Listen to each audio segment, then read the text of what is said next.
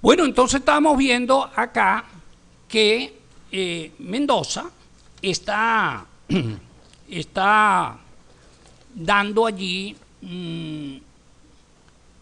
recomendaciones y no está todavía, o sea, está en proyecto. Aquí entonces, con lo que hemos visto que ha hecho Mendoza, debemos recordar algo.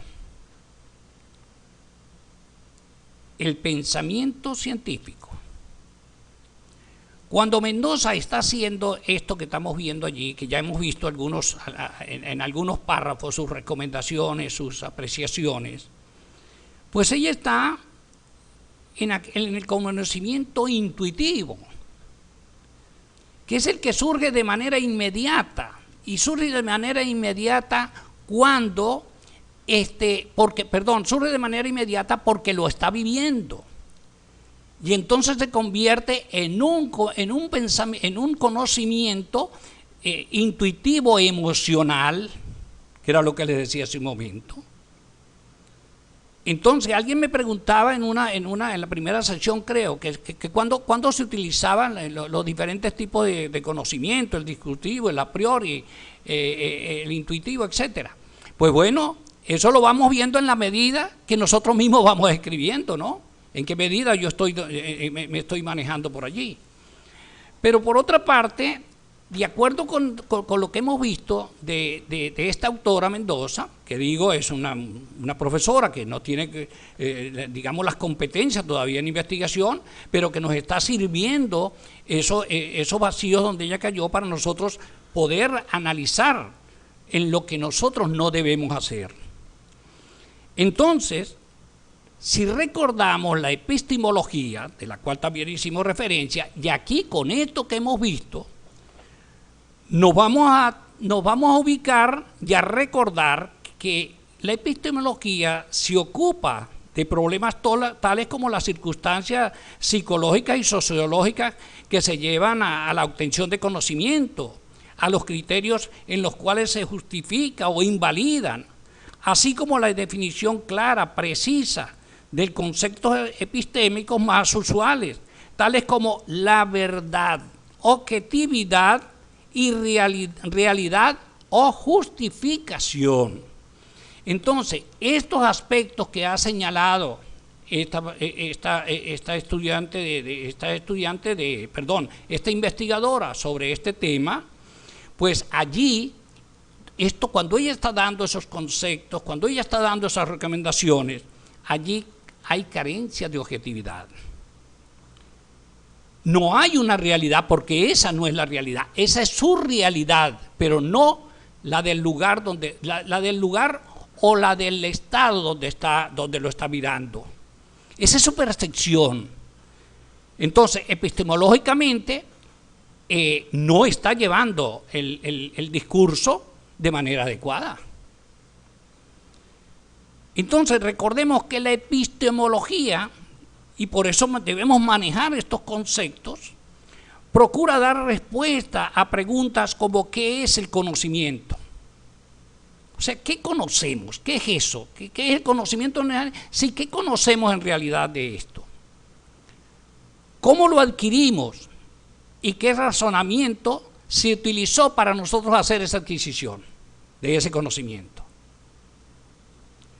¿Cómo se produce el proceso del razonamiento en nuestra mente? ¿De cuál del razonamiento? Sobre el fenómeno, sobre los aspectos que se están viendo, que se están estudiando. ¿Cómo determinamos que aquello que hemos entendido, en este caso de Mendoza, es en efecto verdad?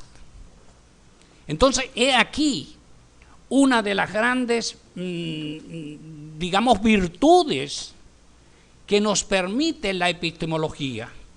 Entonces, el concepto no es el concepto como tal, abstracto, sino que nosotros tenemos que irlo llevando acá. Y entonces, cuando nosotros corregimos todos estos aspectos, entonces estamos trabajando epistemológicamente.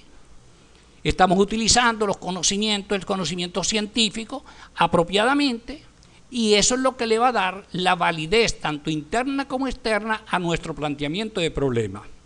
Y como si tenemos un planteamiento de problema bien direccionado, pues el trabajo prácticamente está bien encaminado y tendremos éxito.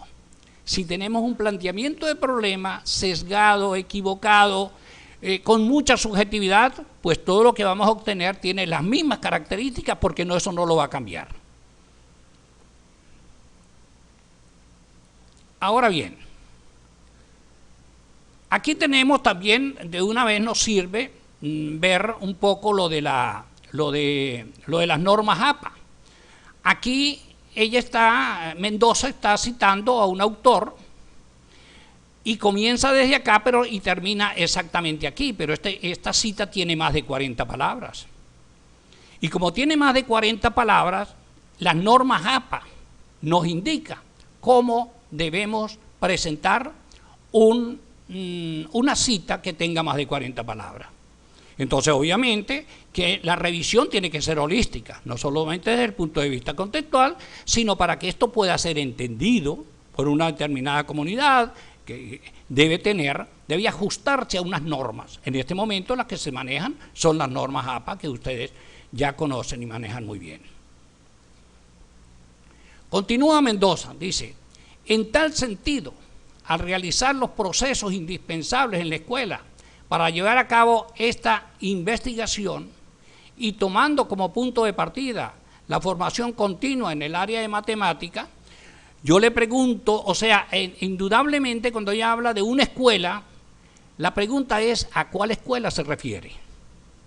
Si nosotros no precisamos el contexto del planteamiento del problema, pues tenemos inconvenientes, incluso para cuando vamos a identificar las variables del estudio. Entonces, aquí tiene que haber bastante precisión en lo que estamos haciendo. Y en este mismo párrafo, ella viene analizando el caso de Venezuela y ahora debe delimitar el espacio del estudio. Es decir, escuela o escuelas, si es que va a estudiar varias. Porque hasta el momento, bueno, pareciera que entró con Venezuela, saltó al estado Miranda y no sabemos todavía si ese estado Miranda es lo que va a estudiar, porque si dentro de ese estado Miranda va a estudiar una escuela, entonces el estado Miranda se queda en lo meso. Es decir, ella hizo referencia al distrito, es decir,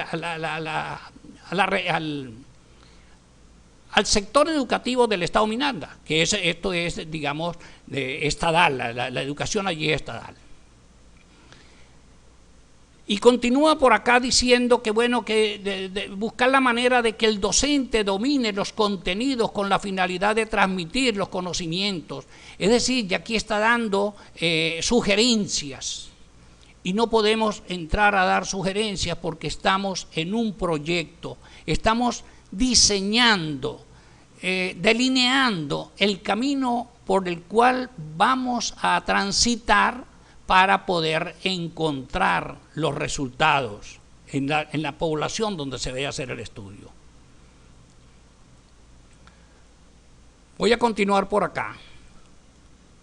Aquí tenemos otra cita de Chamorro que está excediendo las 40 palabras. Y obviamente que esto hay que hacerlo bajo los criterios de las normas APA. Entonces, bueno, yo le invito a que vaya a ver las normas APA, que en la universidad existe un manual para ello, y bueno, allí va a ver cómo se hace eso, porque obviamente eso sí no se detalla, ¿no? Porque eso es el trabajo del investigador, ir a ver cómo se hace eso, manejar ese manual.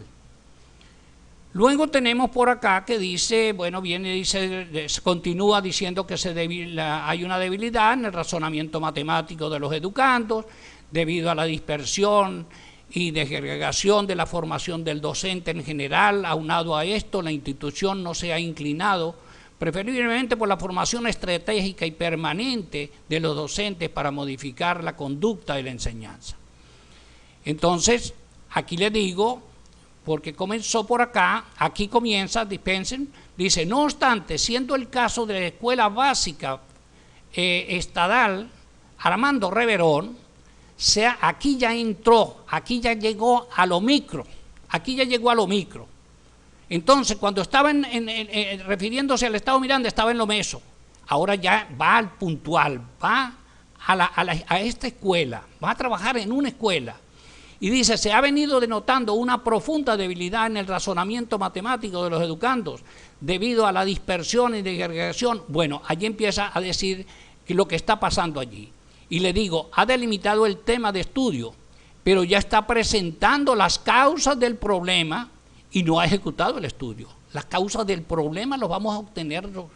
Esto se puede decir, obviamente, pero no de una manera afirmativa, sino se supone que esto está pasando con esto y esto y esto y está trayendo como consecuencia tal y tal y tal cuestión. Es muy diferente a llegar a afirmarlo de esta manera. Me detengo para